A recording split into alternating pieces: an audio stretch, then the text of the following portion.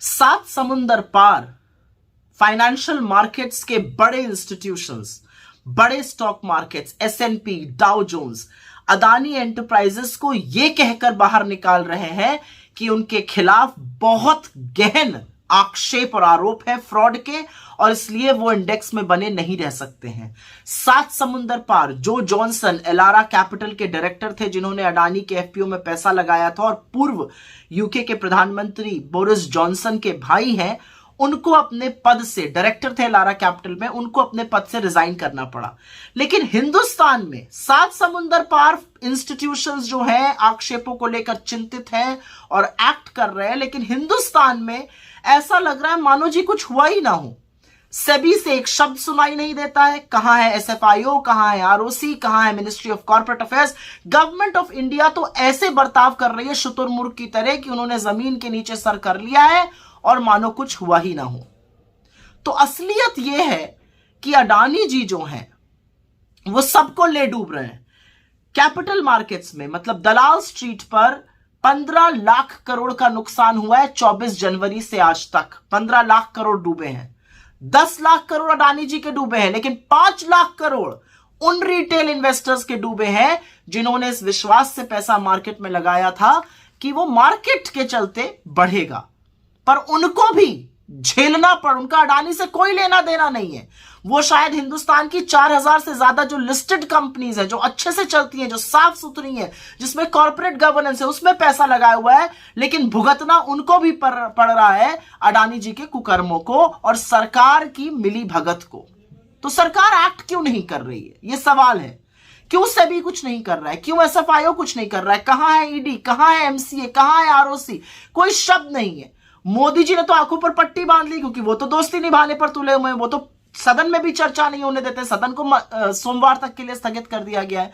लेकिन सवाल यह पूछा जाएगा कि उस रिटेल इन्वेस्टर को कौन बचाएगा जो अडानी जी के कुकर्मों का फल भुगत रहा है, जिसके 5 लाख करोड़ से ज्यादा खत्म हो गए, नष्ट हो गए मार्केट में। अब अडानी जी कोई छोटी सी किराने की दुकान तो है नहीं। अडानी जी मोदी जी की कृपा से इस देश के सबसे बड़े, सबसे अमीर आदमी बन गए थे। उनकी मोनोपोली एयरपोर्ट पे है, उनका एकाधिकार मोनोपोली पोर्ट्स में है, उनकी मोनोपोली फूड एंड एग्रीकल्चर में है। क्या गोडाउन, क्या वेयर हाउसेस, क्या खाने वाला तेल, सब में वो घुसे हुए हैं। फलों के बागान तक में वो घुसे हुए हैं।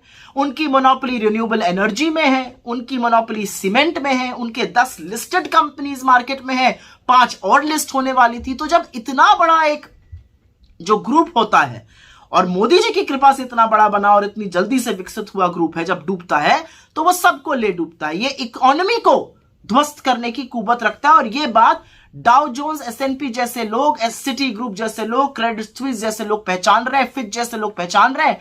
लेकिन हमारी सरकार जो है वो आंख पर पट्टी बांधे हुए और मुंह पे दही जमाए हुए बैठी हुई है। तो पूछने की बात यह है कि एलआईसी, एसबीआई, इनसे सवाल कब पूछे जाएंगे?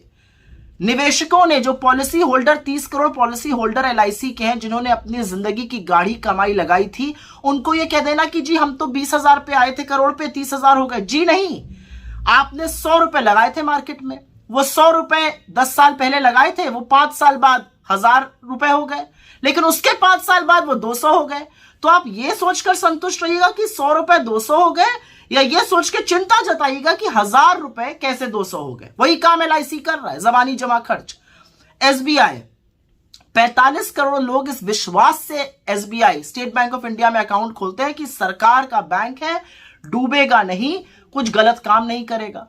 81,000 करोड़ रुपए बैंकों ने कर्जा दिया है अडानी जी को, जो उनके कुल कर्जे का मात्र 38% है।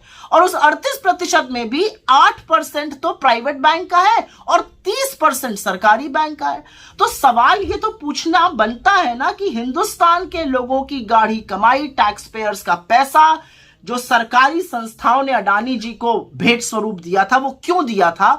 और आज जब रिटेल निवेशक, जब छोटे छोटे निवेशकों की पूरी पूंजी ध्वस्त होती जा रही है, उड़ती जा रही है, ब्लड बाथ मचा हुआ है मार्केट में, तो सरकार क्या कर रही है? ना सदन में बहस करने की अनुमति देती है, ना जेपीसी कराती है, ना सुप्रीम कोर्ट के जज से कोई जांच कराती है। तो आंख मूंद लेने से इसका निवारण नहीं होगा मोदी जी, क्योंकि अब वक्त है मित्रता छोड़कर कर्तव्य निभाने का, और कर्तव्य आपका हिंदुस्तानियों के प्रति है, एक अडानी जी के प्रति नहीं है। ये बात 7 समुंदर पार फाइनेंशियल इंस्टीट्यूशन समझ गए, लेकिन आपकी समझ में ये बात नहीं आ रही।